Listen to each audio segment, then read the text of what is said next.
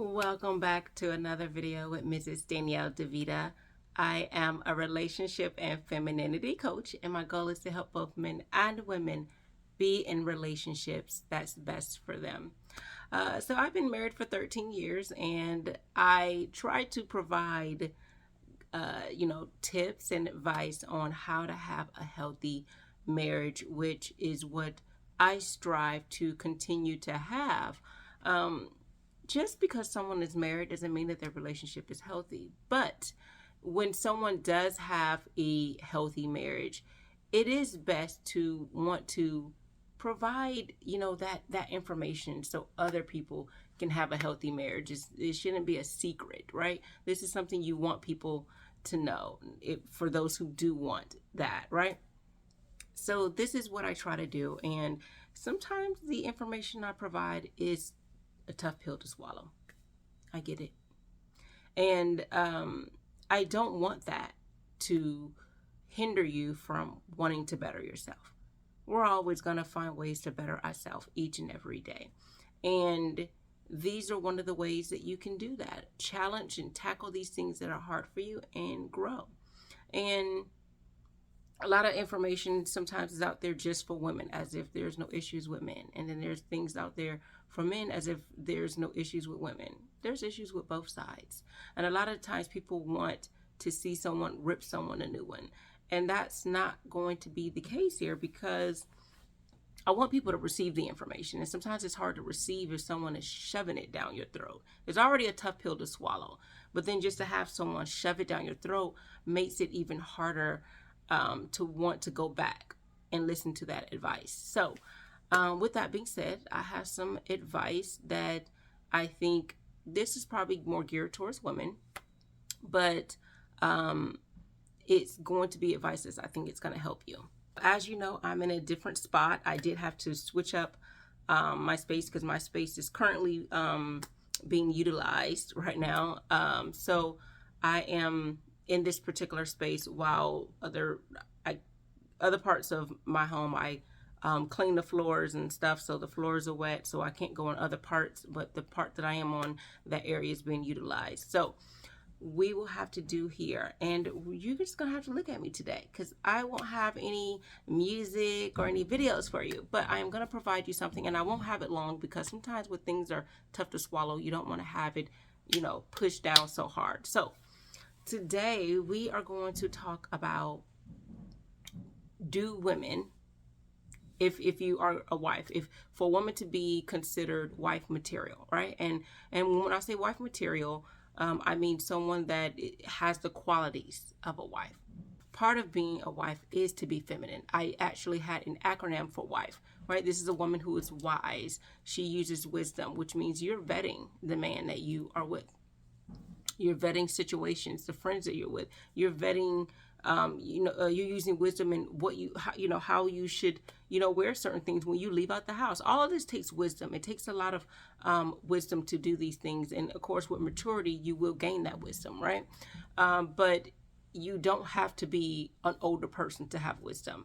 I think that if you take on knowledge and actually apply it to your life, you can have wisdom even at a young age, right? And then I talked about I as an intelligence. You want to have emotional intelligence. It's fine that you have a degree, but that's not going to help you in a relationship. You need to have emotional intelligence in order to tackle and stay in committed relationships, right? And tackle problems that are going to come through in relationships, because all relationships, healthy ones, have them too. There's going to be conflict. And then F, feminine. Being feminine, that's part of being a wife, accepting your womanhood and embracing it. And then E, empowering others to be better, especially the man that's in your life, right? So that's wife. Now, to better understand what, and that's, like I said, being feminine is, being wife material is all of those things, and femininity was included in that. But there is another component that a lot of women don't like, and that's cooking and cleaning. Yes, cooking and cleaning is part of being a wife, right? And why do I say that? It's because whether you are working wife or a stay-at-home wife, homemaker, right? Either way, it's your home that you'll be living in with this man.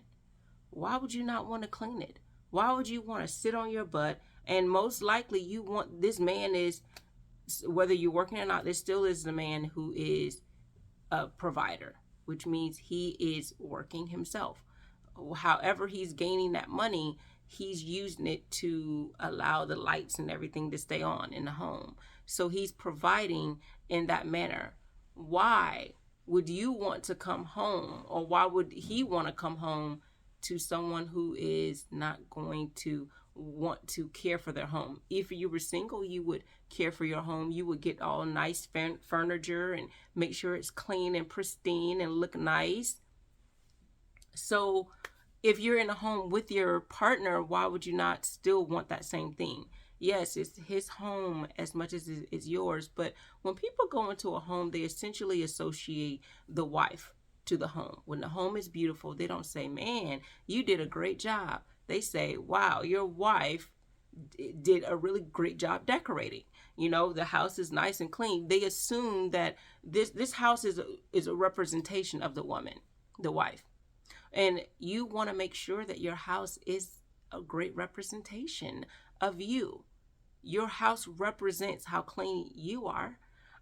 Your house represents how the ambiance of the home, right? The energy of the home, that represents you. Now, I understand you're not going to have it, spick and span every second of the day. Understand that. I have 3 children, right? I have a 3-year-old. I want to say 2 because she just turned 3. And I have a 4-year-old. I have an 8-year-old, right? So imagine what that house looks like sometimes.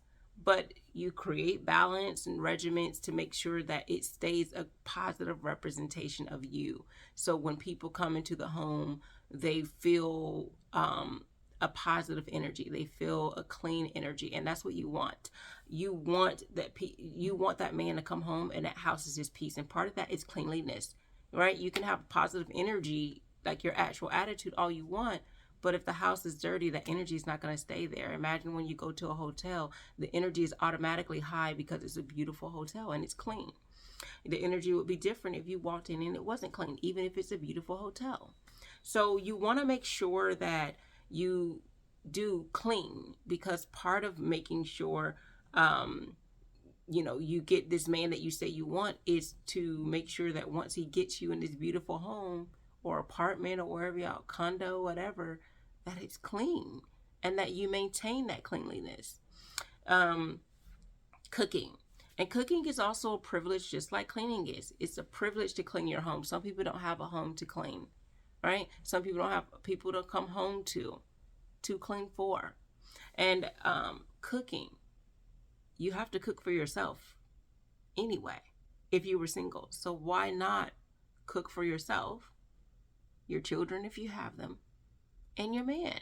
So essentially you are making sure you have a provider. If you say, well, why I have to do all this cooking, cleaning, he don't work, well, then it begs the question, why are you with a person who does not work, who sits at home while you go to work and then you come home and clean? You want to get someone who has the willingness to want to provide for his family. So all that comes to is vetting.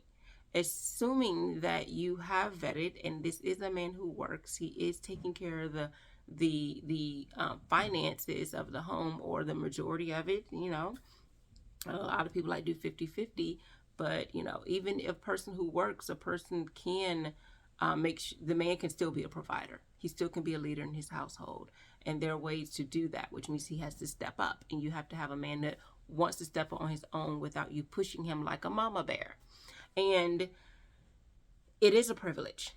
It's tiring sometimes to cooking and clean every day and have all these dishes and stuff, but it's a wonderful thing that whenever someone, eats your food, they're pleased. They're happy. Your children are happy. Oh, mama, this is great. I love this. Oh, baby, this is great. This is tasty. And you want to show your appreciation in those manners, right? A lot of people say it's, it's